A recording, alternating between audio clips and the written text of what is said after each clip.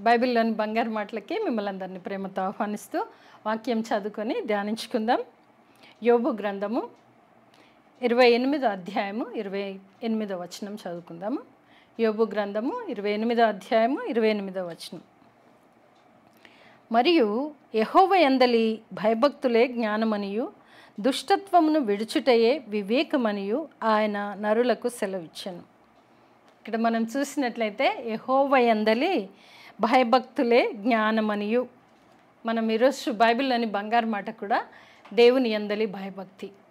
మనం దేవుని యందు భయభక్తి కలిగి ఉంటున్నామా, ఎలా ఉంటున్నామా అనేది మనం ఒకసారి గమనించుకోవాలి. ఎందుకంటే ఈరోజు బైబిల్లోని బంగారు మాటగా దేవుడు మనకిచ్చిన మాట యెహోవా యందలి భయభక్తులే జ్ఞానమని.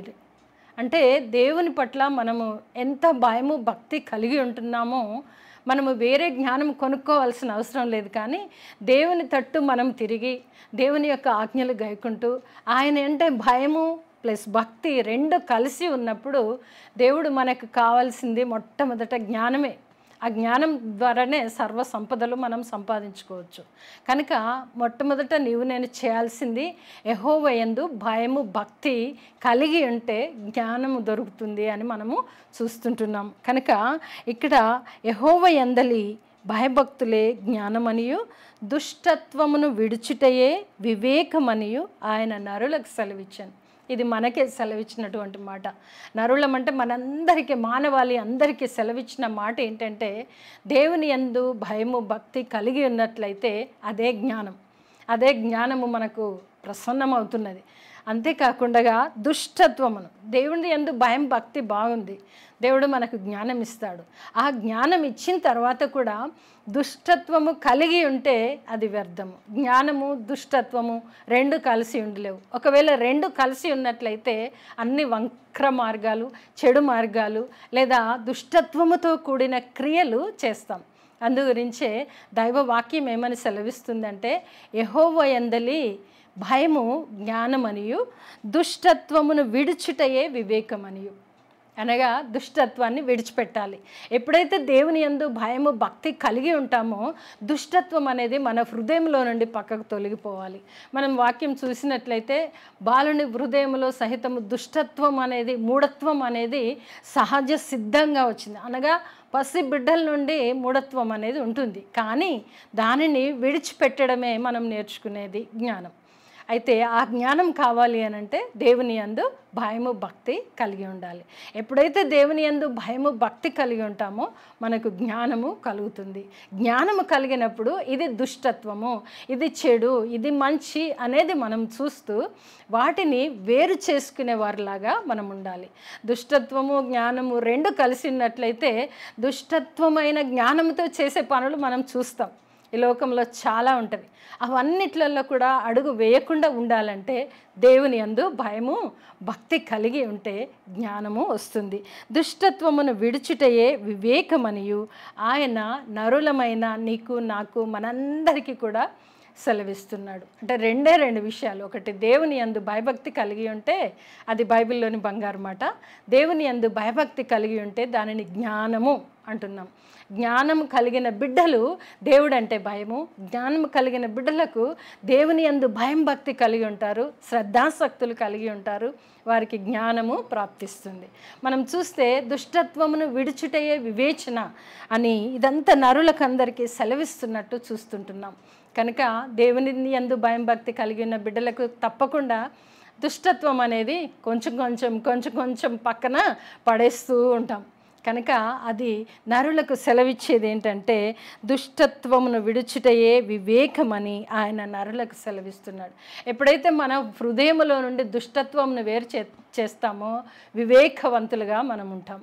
అదంతా నరులకు సెలవిస్తున్నటువంటి ఈ మాట అని మనము చెప్పొచ్చు. కనుక దేవుని యందు భయము భక్తి కలిగి ఉండే బిడ్డలుగా నీవు నేను ఉండాల్సినటువంటి అవసరత ఎంతైనా ఉంది. చూద్దాం సామెతల గ్రంథంలో కూడా, సామెతల గ్రంథము 9వ అధ్యాయము, సామెతల గ్రంథము 9వ అధ్యాయము 10వ వచనం. యెహోవా యందు భయభక్తులు కలిగి ఉండుటయే జ్ఞానమునకు మూలము, పరిశుద్ధ దేవుని గూర్చిన తెలివియే వివేచనకు ఆధారం. మనం చూసాం యోబు గ్రంథంలో కూడా మనం చూసాము. ఇక్కడ కూడా చూస్తే యెహోవా యందు భయభక్తులు కలిగి ఉండుటయే జ్ఞానమునకు మూలము. మనం గమనించినట్లయితే దేవుని యందలి భయభక్తి జ్ఞానం అనియు మనము యోబు గ్రంథంలో చదువుకున్నాం. ఇక్కడ చూస్తే యెహోవా యందలి భయభక్తులు కలిగి ఉండుటే జ్ఞానానికి మూలం ఏంటంటే దేవుని యందు భయం భక్తి కలిగి ఉండాలి. కనుక నీవు నేను బైబిల్లోని బంగారు మాటగా తీసుకుంటూ దేవుని యందు భయము భక్తి కలిగి ఉంటున్నానా, ఇహలోక పరిస్థితులన్నింటినీ నా భుజం మీద వేసుకొని దేవుణ్ణి మరచి తిరుగుతున్నామా? మనకు జ్ఞానము తక్కువగా ఉన్న ఎడల, మీలో ఎవరికైనా జ్ఞానము కొదువగా ఉన్న ఎడల దేవుణ్ణి అడగాలి. కనుక ఇక్కడ దేవుణ్ణి అడగక ముందే దేవుని యందు భయము భక్తి కలిగి ఉన్నట్లయితే అదే జ్ఞానమునకు మూలమని దైవ వాక్యము సెలవిస్తుంది. ఏంటి అది అని అంటే పరిశుద్ధ దేవుని గూర్చిన తెలివి. పరిశుద్ధ దేవుడు, ఆ దేవుని యందు నీవు నేను భయం కలిగి భక్తి కలిగి ఉండాల్సినటువంటి అవసరత ఉంది. పరిశుద్ధ దేవుని గూర్చిన తెలివియే వివేచనకు ఆధారం. మన వివేచనకు ఆధారం ఏంటంటే ఆ పరిశుద్ధ దేవుని నామము, ఆ పరిశుద్ధుడైనటువంటి ఆ దేవదేవుణ్ణి కలిగి ఆ దేవుని యందు భయము భక్తి కలిగి ఉంటే జ్ఞానము మనకు వస్తుంది. ఆ పరిశుద్ధ దేవుని కలిగి ఉండుటయే వివేచనకు ఆధారమని దైవవాక్యం ఈరోజు మనతో మాట్లాడుతుంది. కనుక దేవుని యందు భయము భక్తి కలిగి ఉంటున్నామా, లేదా ఆయనను విడిచిన వారమై మన ఇష్టానుసారంగా విచ్చలవిడిగా తిరుగుతూ దేవుడు లేని బిడ్డల్లా ఉంటున్నామా? మనకి దేవుని నమ్మిన బిడ్డలందరికీ ఇదొక సవాలు. అంటే దేవుని యందు భయభక్తి కలిగి ఉంటే మనకు కావలసిన జ్ఞాన సూక్తులను జ్ఞానాన్ని దేవుడు అనుగ్రహిస్తాడు. అంతేకాకుండా దుష్టత్వమును విడిచిపెట్టినట్లయితే వివేచన కూడా దొరుకుతుంది. ఇది నరులందరికీ అవసరమని దైవవాక్యం సెలవిస్తుంది. ఇక్కడ మనం చూసినట్లయితే పరిశుద్ధ దేవుని గూర్చిన తెలివియే వివేచనకు ఆధారము.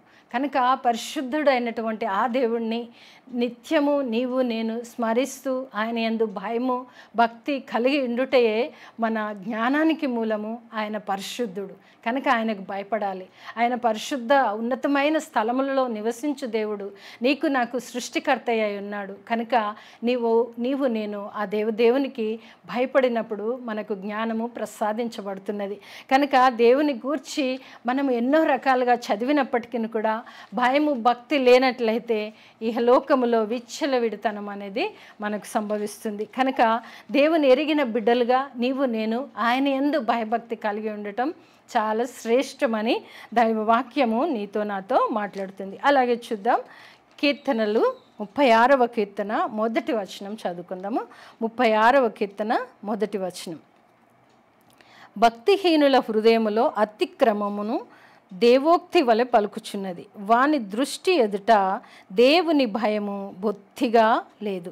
ఇక్కడ మనం చూసినట్లయితే భక్తిహీనులు ఎవరు, భక్తిమంతులు ఎవరు మనం చూడొచ్చు. ఇక్కడ భక్తిహీనుల హృదయములో అతిక్రమము దేవోక్తి వలె పలుకుచున్నది అనగా భక్తిహీనులకు భక్తి గురించి చెబితే అది అర్థం కాదు. భక్తిహీనులకు అతిక్రమము వారి హృదయములో దేవోక్తి అనగా మంచి ఉపదేశములు దైవోపదేశములుగా వాటినే అవలంబించుచున్నారు, అనుసరించుచున్నారు, వింటున్నారు, అమలు చేయుచున్నారు. కనుక భక్తిహీనుల హృదయములో అతిక్రమము దేవోక్తి వలె పలుకుచున్నది. అది తప్పు అని చెబితే కూడా వినని పరిస్థితిలో ఉంటున్నారు భక్తిహీనులు. కనుక నీవు నేను ఎలా ఉంటున్నాము? దేవుని యందు భయము భక్తి కలిగి ఉంటున్నామా, లేదా భక్తిహీనుల వలె అతిక్రమమును హృదయములో పెట్టుకొని అదే అతిక్రమమే దేవోక్తి వలె మనము వింటూ అనుసరిస్తూ ఆలోచిస్తూ వాటిని అమలు చేస్తున్నామా? ఒకసారి బైబిల్లోని బంగారు మాట, దేవుని యందలి భయభక్తి కలిగి ఉంటున్నామా, లేక భక్తిహీనుల హృదయములో అతిక్రమమును దేవోక్తి వలె పలుకుచున్నామా?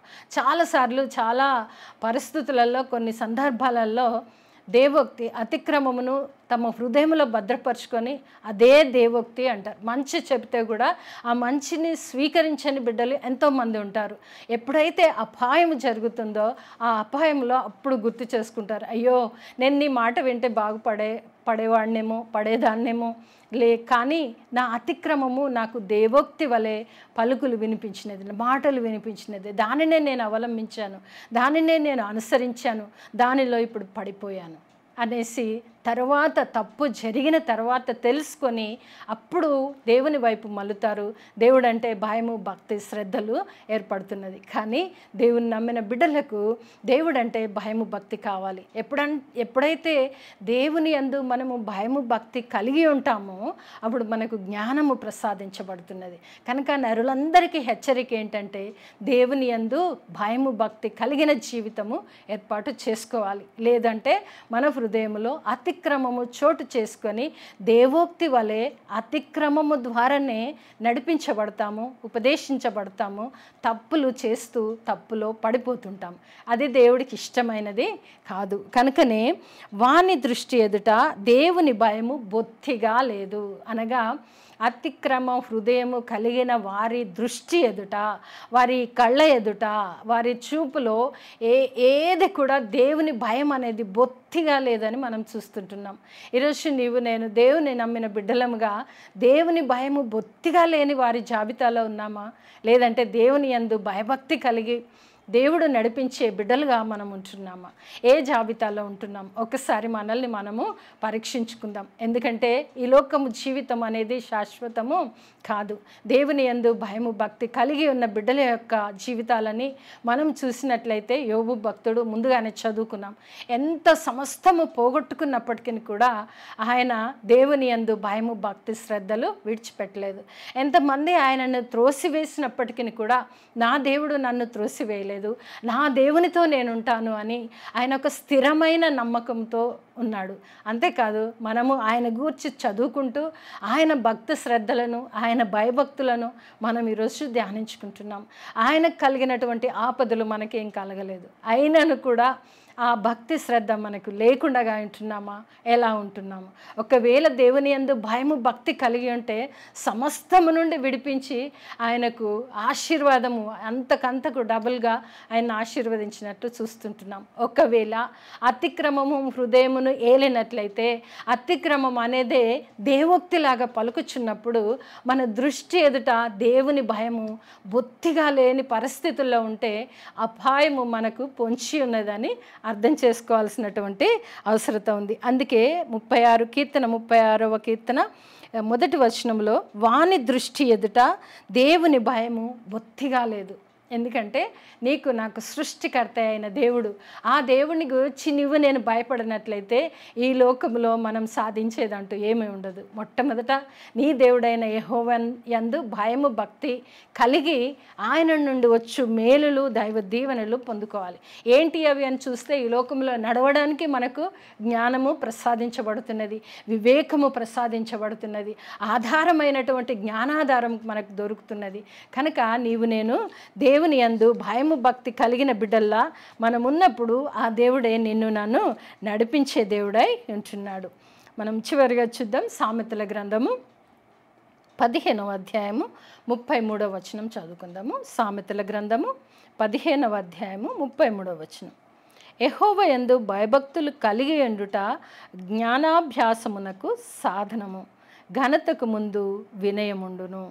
యెహోవా యందు భయము, భక్తి కలిగి ఉండుట జ్ఞానాభ్యాసమునకు సాధనము. అంటే మనం సాధన చేయాలి, మనము ఎక్సర్సైజ్ లాగా చేస్తూ ఉండాలి.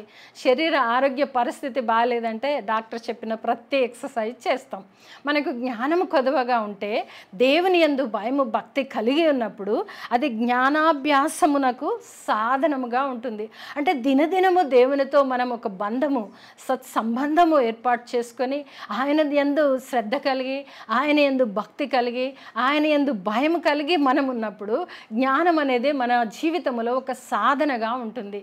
జ్ఞానం ద్వారా మనము ప్రేరేపించబడతాము, మంచి పనులు చేస్తుంటాము, మంచి ఉపదేశము పొందుకుంటూ దేవుని ప్రియ బిడ్డలుగా నడుస్తాం. ఒకవేళ అతిక్రమము మన హృదయంలో చోటు చేసుకున్నట్లయితే, అతిక్రమమే దేవోక్తిలాగా మనకు నడిపిస్తుంది. కనుక దేవుని యందు భయము, భక్తి కలిగి ఉంటే దేవుడిచ్చిన జ్ఞానము ద్వారా అతిక్రమమును విడిచిపెట్టి జ్ఞానమునకు మనము సాధన చేస్తూ, అనగా ఈ సాధన ఏంటంటే దేవునితో భయము, భక్తి, శ్రద్ధాసక్తులు కలిగి ఆయనకు స్మరణకు తెచ్చుకుంటూ, మనకు దేవుడిచ్చిన జ్ఞానమును అభ్యాసము చేసుకుంటూ, సాధనగా చేసుకుంటూ ముందుకు నడుస్తుంటాము. లేదు అంటే అతిక్రమము చేయు బిడ్డల యొక్క దృష్టి ఎలా ఉంటుందంటే, దేవుని భయము బొత్తిగా లేని పిల్లలు అనే బిరుదు మనకు రాకుండా ఉండాలంటే జ్ఞానాభ్యాసము అవసరం. జ్ఞానాభ్యాసము అవసరం అనంటే దేవుని యందు భయం, భక్తి కూడా అవసరమై ఉంటున్నది. అంతేకాదు ఘనతకు ముందు వినయముండును. దేవుని యందు భయం, భక్తి ఉన్న బిడ్డలు యేసుక్రీస్తు ప్రభువుల వారు ఎలాగైతే తనను తాను దీనుడుగా తగ్గించుకొని మనందరి ముందు తిరిగారో, నీవు నేను కూడా ఘనతకు ముందు వినయము అనేది మనకు ఉంటుంది. మనం ఎంత ఉన్నతమైన స్థితికి పోయినా కూడా దీనాతి దీనమైనటువంటి ఆ పరిస్థితిని మనం కోరుకుంటే మంచిది అని మనం ఇక్కడ చూస్తుంటున్నాం.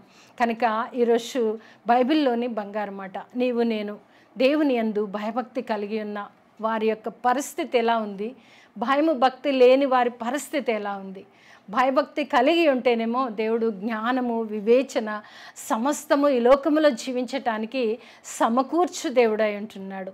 అతిక్రమమును హృదయములో దాచిపెట్టుకుంటే ఆ అతిక్రమమే మనకు దేవోక్తిలాగా ఉంటుంది. కనుక వేరే వారి మాటలు వినకుండా ఉంటాము. అతిక్రమము మంచిదా, దేవుని యందు భయము, భక్తి, శ్రద్ధ మంచిదా?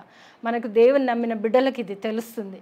కనుక మనము అతిక్రమమును విడిచిపెట్టి దేవుని ప్రియమైన పిల్లలుగా ఉంటూ ఆయన యందు భయము, భక్తి, శ్రద్ధ కలిగి, ఈరోజు బైబిల్లోని బంగారు మాట, దేవుని యందు భయభక్తి కలిగి నీవు నేను ఉండాలని దైవవాక్యం ఈరోజు మనతో మాట్లాడుతుంది, మనల్ని హెచ్చరిస్తున్నది. కనుక ఒక మాట ఉంది, దేవుని యందు భయము, భక్తి బొత్తిగా లేని ప్రజలు ఉన్నారు. ఆ బొత్తిగా లేని ప్రజల లిస్టులో నీవు నేను ఉండడానికి వీల్లేదు. ఎందుకంటే దేవుడు నిన్ను నన్ను ఏర్పాటు చేసుకున్నాడు, ఆయన ప్రియ బిడ్డలుగా మనల్ని పిలుస్తున్నాడు. కనుక మనమందరం కూడా బైబిల్లోని బంగారు మాట, దేవుని యందు భయభక్తి కలిగి ఆయన నుండి వచ్చు దైవ దీవెనలు పొందుకుందుము గాక. ఆమేన్.